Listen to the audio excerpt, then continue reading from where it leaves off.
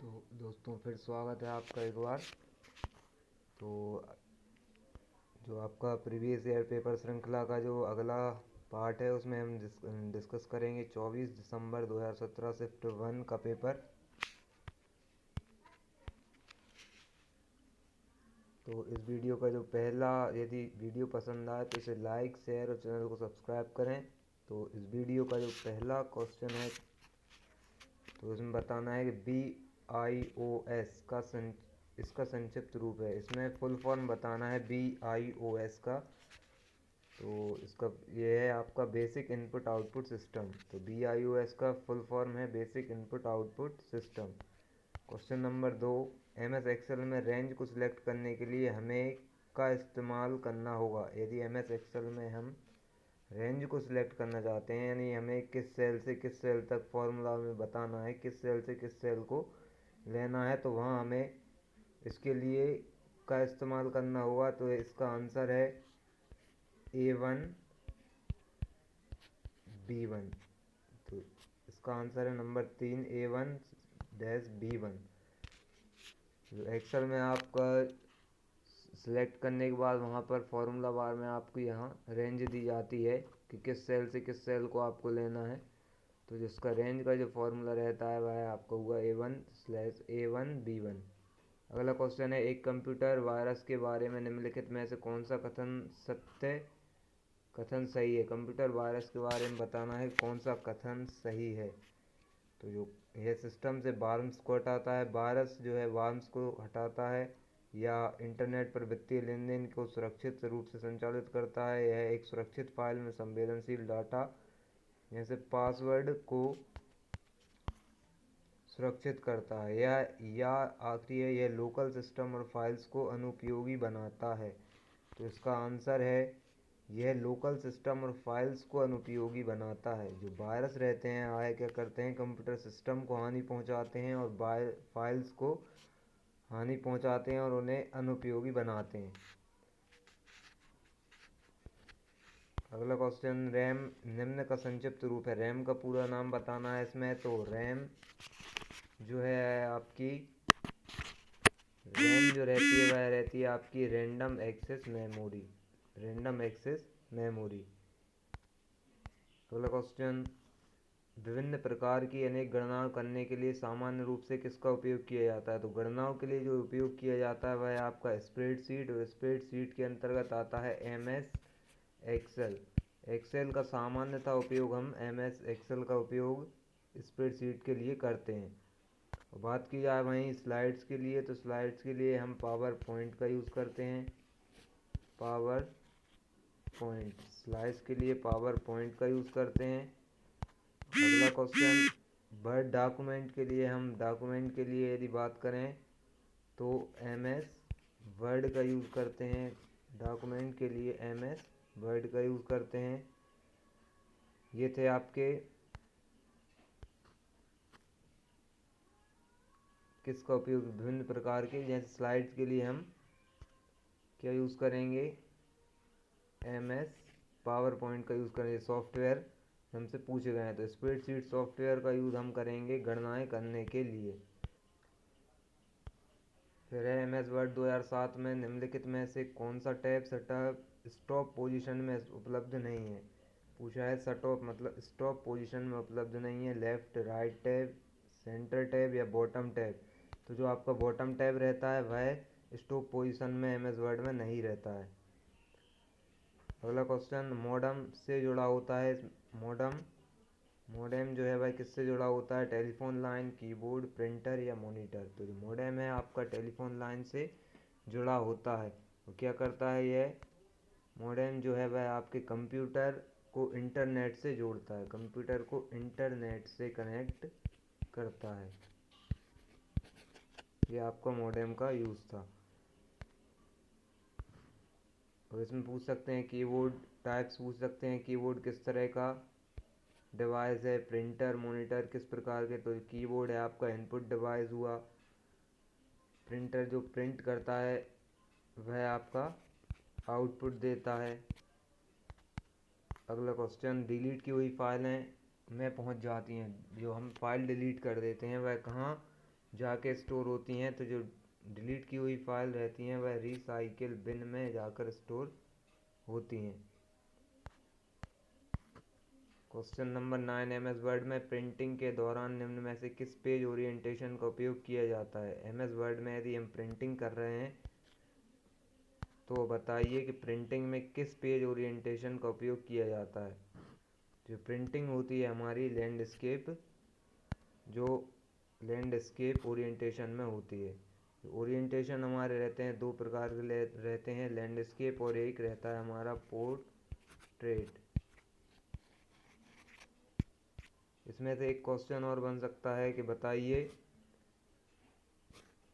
कि जो आपका पेज ओरिएंटेशन है किस टैब के अंतर्गत आता है। तो ये आप कमेंट बॉक्स में बताएं कि जो पेज ओरिएंटेशन है वह किस टैब के अंतर्गत आता है। अगला क्वेश्चन, एम एस वर्ड में यदि आप सिलेक्ट किए हुए कैरेक्टर को सुपरस्क्रिप्ट करेंगे, यानी कि यदि आप सिलेक्ट किए हुए कैरेक्टर को सुपरस्क्रिप्ट करना चाहेंगे तो उसके लिए क्या शॉर्टकट की होगी। तो यह होगी आपकी control plus shift plus equal का यूज़ कर हम सुपरस्क्रिप्ट का प्रयोग कर सकते हैं डेटा को सिलेक्ट करने के बाद।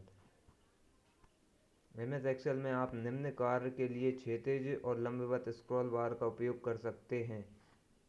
इसमें बताना है कि एम एस एक्सेल में आप निम्न कार्य के लिए किस कार्य के लिए स्क्रॉल बार का उपयोग कर सकते हैं। तो जो हमारी विभिन्न पंक्तियां तथा स्तंभों को देखने के लिए हम स्क्रॉल बार का उपयोग कर सकते हैं। तो ये हुआ कि विभिन्न पंक्तियों तथा स्तंभों को देखने के लिए हम स्क्रॉल बार, क्षैतिज और लंबवत स्क्रॉल बार का यूज़ करते हैं।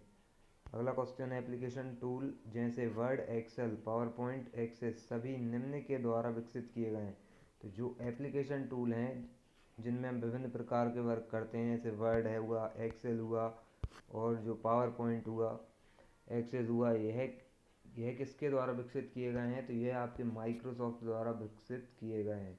जिसको माइक्रोसॉफ्ट द्वारा विकसित किए गए हैं, जैसे हम कहते हैं एम एस वर्ड या एम एस एक्सेल, तो ये माइक्रोसॉफ्ट के द्वारा विकसित किए गए हैं। और ये माइक्रोसॉफ्ट कंपनी है, वह कब जो है वह अस्तित्व में आई थी, ये था आपको 1975 में इसकी शुरुआत हुई थी। आपसे और पूछ सकते हैं कि इसका माइक्रोसॉफ्ट कंपनी को किसने बनाया। तो ये आप कमेंट बॉक्स में बताइए किन दो व्यक्तियों ने माइक्रोसॉफ्ट को बनाया था, शुरुआत की थी। अगला क्वेश्चन, वेब पर पोस्ट किए गए, जैसे कोई वेब है उस पर पोस्ट किए जाने वाले व्यक्तिगत लॉग्स और जर्नल एंट्रीज को के नाम से जाना जाता है। आप वेब पर कोई पोस्ट करते हैं, जो व्यक्तिगत लॉग्स और जर्नल एंट्रीज को क्या नाम दिया जाता है। तो जो कहलाते हैं ब्लॉग्स। जो ब्लॉग्स लिखे जाते हैं वह व्यक्तिगत तौर पर या लॉग्स और जर्नल एंट्रीज को वेब पर लिखे जाते हैं। तो आज के समय में ब्लॉगिंग एक बहुत ही ज़्यादा सामान्य चलने वाली है। जो वेबसाइट पर वेब पेजेस लिखे जाते हैं वह ब्लॉगिंग एक बहुत ज़्यादा अभी फेमस हो रही है। अगला क्वेश्चन है कि GIF फाइल के लिए एक्सटेंशन होता है। तो GIF फाइल किसका एक्सटेंशन है।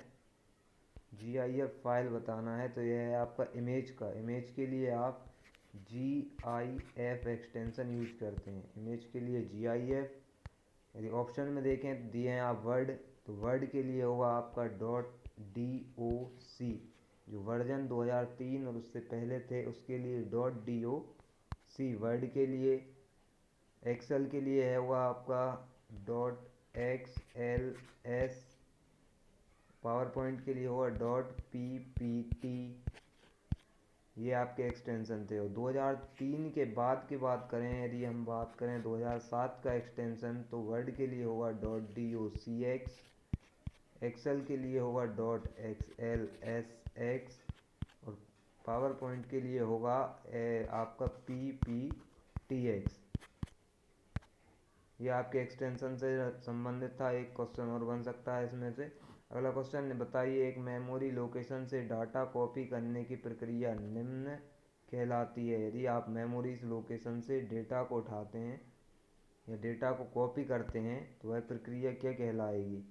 यदि जब डेटा जो मेमोरी में स्टोर है और उस पर प्रोसेस होना है, तो CPU डेटा मेमोरी से लेता है तो यह प्रक्रिया कहलाती है रीडिंग।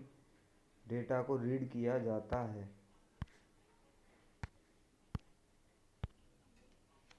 तो रीडिंग की प्रक्रिया मेमोरी लोकेशन से हुई। जो रीडिंग है वह मेमोरी लोकेशन से डेटा कॉपी करने की प्रक्रिया हुई।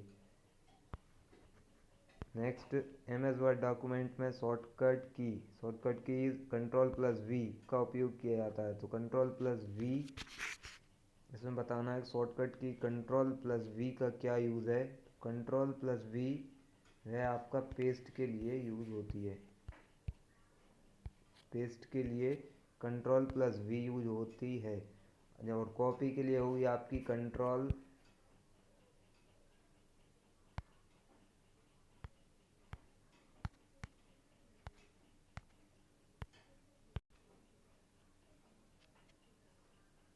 तो पेस्ट के लिए हुई Ctrl+V। कॉपी के लिए होगी आपकी Ctrl+C।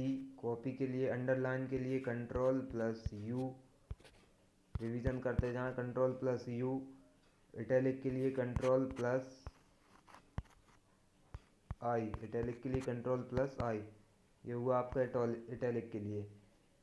शॉर्टकट कीज़ हैं, उनमें 1 से 2 क्वेश्चन अवश्य बनते हैं। अगला क्वेश्चन, इंटरनेट ब्राउज करने के लिए निम्न में से किसका, इंटरनेट यदि ब्राउज करना है तो किसका उपयोग किया जाता है। जैसे हमें वेबसाइट या इंटरनेट पर कोई सूचना देखनी है तो उसके लिए हम फायरफॉक्स का यूज़ करेंगे। मोजिला फायरफॉक्स का या गूगल क्रोम का भी कर सकते हैं, लेकिन ऑप्शन में नहीं है। ऑप्शन में है फायरफॉक्स। तो आपका हुआ फायरफॉक्स सही। जो फेसबुक व्हाट्सएप हैं ये आपकी क्या हैं, सोशल मीडिया प्लेटफॉर्म है जिन पर आप डेटा को शेयर कर सकते हैं, जानकारी शेयर कर सकते हैं। तो और यदि बात की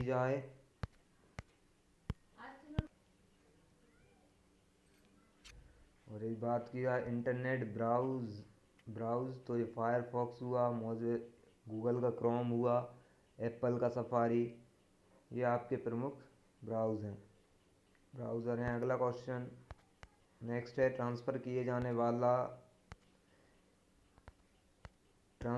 जाने वाला कोई भी संदेश डेटा के छोटे छोटे भागों में विभाजित होना निम्न कहलाता है।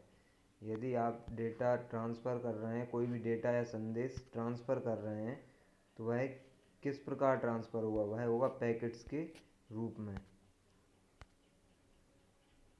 इसमें से आपसे एक और बन सकता है कि राउटर क्या है। अगला क्वेश्चन, निम्नलिखित में से क्या एक हार्डवेयर नहीं है। तो इसमें बताना है क्या एक हार्डवेयर नहीं है। स्कैनर, इंटरप्रेटर, प्रिंटर या माउस। तो जो इंटरप्रेटर है वह आपका हार्डवेयर नहीं है। हार्डवेयर क्या होता है, जिसे हम छू सकते हैं। तो आप स्कैनर को छू सकते हैं, प्रिंटर को भी छू सकते हैं, माउस को भी छू सकते हैं, लेकिन आपका जो इंटरप्रेटर है वह क्या करता है, लैंग्वेज परिवर्तन है। ये लैंग्वेज को परिवर्तित करता है।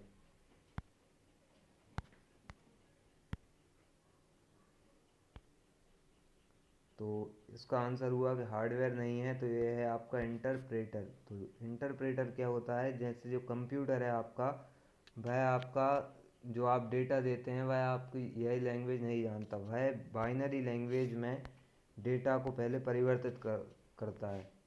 तो इसके लिए यूज़ होता है इंटरप्रेटर। जो कंप्यूटर है वह समझता है 0 और 1, जो लैंग्वेज है बाइनरी लैंग्वेज उसे समझता है, और उसके लिए यूज़ होता है वहाँ इंटरप्रेटर का यूज़ होता है। जब आप डेटा को इनपुट करेंगे तो वह डेटा पहले इंटरप्रेटर के द्वारा 0 और 1 के फॉर्म में परिवर्तित होकर मेमोरी में स्टोर होगा। अगला क्वेश्चन है कि सशक्त पासवर्ड इनसे मिलकर बना होता है। तो जो आपका पासवर्ड है, तो ये सशक्त पासवर्ड हुआ वह किससे मिलकर बना हुआ है। यदि आप कोई भी पासवर्ड देना चाहते हैं और आप चाहते हैं कि आपका पासवर्ड स्ट्रॉन्ग हो, तो उसके लिए आप क्या यूज़ करेंगे, केवल अल्फ़ाबेट नंबर एवं स्पेशल कैरेक्टर, या तो इसका आंसर होगा वह होगा कि जब यदि आपको स्ट्रॉन्ग पासवर्ड देना है तो आपको अल्फ़ाबेट अपर एवं लोअर केस में, नंबर्स, स्पेशल कैरेक्टर्स और विशिष्ट, ये सभी सिंबल्स का यूज़ उसमें अपने पासवर्ड में करना होगा। और जब भी आप पासवर्ड देंगे तो उसमें आपको विभिन्न अल्फ़ाबेट, विभिन्न नंबर, अपर लोअर केस, ऐसा पासवर्ड देंगे जो इतना स्ट्रॉन्ग हो कि वह किसी को वह आपका पासवर्ड कोई हैक ना कर सके। तो ये आपका 20 क्वेश्चन थे। वीडियो को लाइक शेयर